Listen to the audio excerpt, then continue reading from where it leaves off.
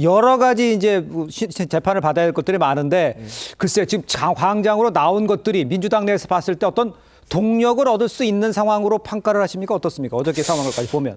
일단 어제 상황은 무엇이냐면 결론은 예상외의 결과가 나온 거예요. 저희 민주당 같은 경우는 재판 결과, 예상의 재판 결과. 예상외의 그 공직선거법에 대해서 예상외의 결과. 그러니까 저는 100만 원 이하냐 아니면 100만 원 이상이냐 혹은 무죄냐를 생각을 하고 있었는데 이런 것과 전혀 동떨어진 징역형 집행유예가 나왔잖아요. 네네. 그렇기 때문에 당원들이 놀랐을 거 아니겠습니까? 그러니까 설명을 하고 또한 이런 여러 가지 지역위원장들과 모여가지고 여기에 대해서 설명을 해서 지역위원회의 당원들에게 또 안심을 시켜주고 상황 설명을 해주고 또 거기에 대해서 앞으로 우리가 어떻게 대응을 해 나가야 될지에 대해서 같이 상의도 하고 의견도 수렴하는 그런 절차가 필요했던 겁니다.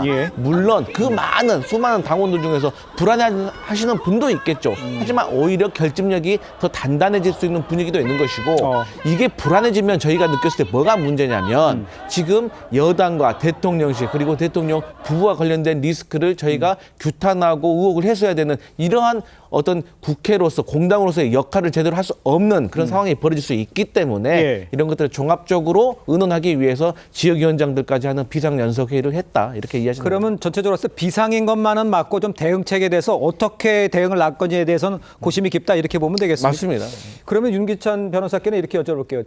지금 뭔가 지금 동력을 좀 만들어야 되고 그다음에 이제 장애로 나온 만큼 거기에 대한 효과를 얻어야 되는데 이게 지금 밖에서 봤을 때는 동력을 얻고 갈 수 있는 상황인지를 보시는지 그건 어떻게 평가를 하세요? 일단 너무 빨라요. 그러니까 그날 판결 선고 당일날도 아마 심야에 지도부 회의를 했다고 알려져 있어요. 그래서 사실은 이제 대책을 세운다 하게 되면 뭔가 각자의 의견을 정리하고 나서 그다음에 와서 서로 간에 의견 교류를 하는 것이 회의인데 그러니까 일방적으로 아마 뭐 지도부의 주입식이었던 걸로 저는 개인적으로 생각을 하는데 흔들리지 말자는 거죠. 사실 근데 흔들리지 말자는 것이 대책은 아니잖아요.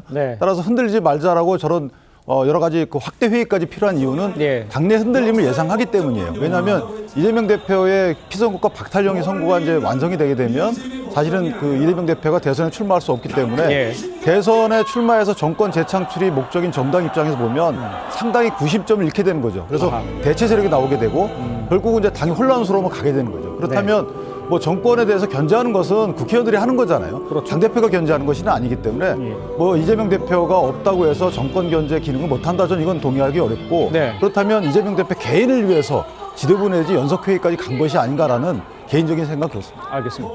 저도 일단 저렇게 첫달부터 강하게 나오는 것은 내부 반발 진압용이라고 봅니다. 내부 반발 진압용. 왜 그러냐면 지금 1심에서 예상 밖으로 징역형이 나왔기 때문에 무죄될 확률이나 아니면 100만 원 미만 나올 확률이 굉장히 낮아졌지 않습니까?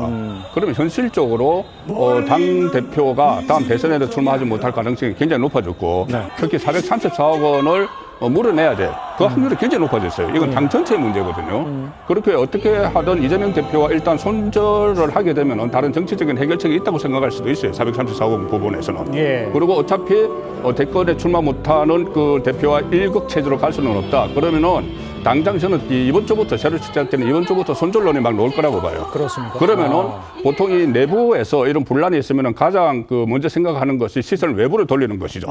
외부로 돌리기 위해서 지금 이제 어제까지는 이재명 대표의 입장을 이야기하고 있지만은 다음 그 집회 때부터는 아마 바로 탄핵 이야기가 바로 나올 겁니다. 지금까지는 탄핵에 대해서는 역풍을 우려해서 뭐 끌어내려야 된다고 하면서도 탄핵이란 말 두 글자는 못 한다고 했지 않습니까? 근데 이제부터 이제 탄핵 이야기가 이제 본격적으로 또 나오겠죠. 그것은 실제로 탄핵이 실현 가능하다고 보고하는 것이 아니고 일단은 내부의 반발을 그 어떤 손절론 같은 것을 놓는 것을 무마하기 위해서 굉장히 강하게 그 대여 투쟁을 하겠죠. 대외 투쟁을 장외해서 내부 반발을 막기 위해서 그렇게 뭐 예측은 하셨습니다. 어떻게 될지 모르겠습니다만 설 변호사님. 그러니까 아무래도 예상보다 굉장히 그 높은 형량의 판결이 나왔어요. 그렇기 때문에 굉장히 저는 놀람 속에서 당황했다고도 보입니다. 그 안에서 지금 동요되는 세력에 대해서는 굉장히 그걸 다 잡아야 되거든요. 이재명 대표 쪽에서는 당연히 생각될 것이고 그런 부분 저는 송국권 그 위원님의 어떠한 그 분석도 저는 어느 정도 일리가 있다고 보고요.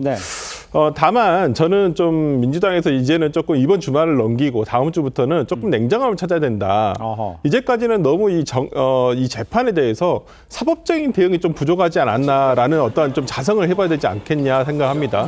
어떤 법정 안에서는 법리로서 다퉈야지 이걸 정치적인 압박 또는 뭐 어떠한 이 이재명 대표가 차기 대권 주자, 유력한 대권 주자라는 이유만으로 어떠한 뭐 감형을 받아야 된다. 이런 논리가 성립하지 않거든요. 법정 안에서는. 법정 밖에서야 가능하죠. 그러니까 저는 민주당에서 뭐 대여투쟁, 그다음에 대정부투쟁 할 수 있다고 봅니다.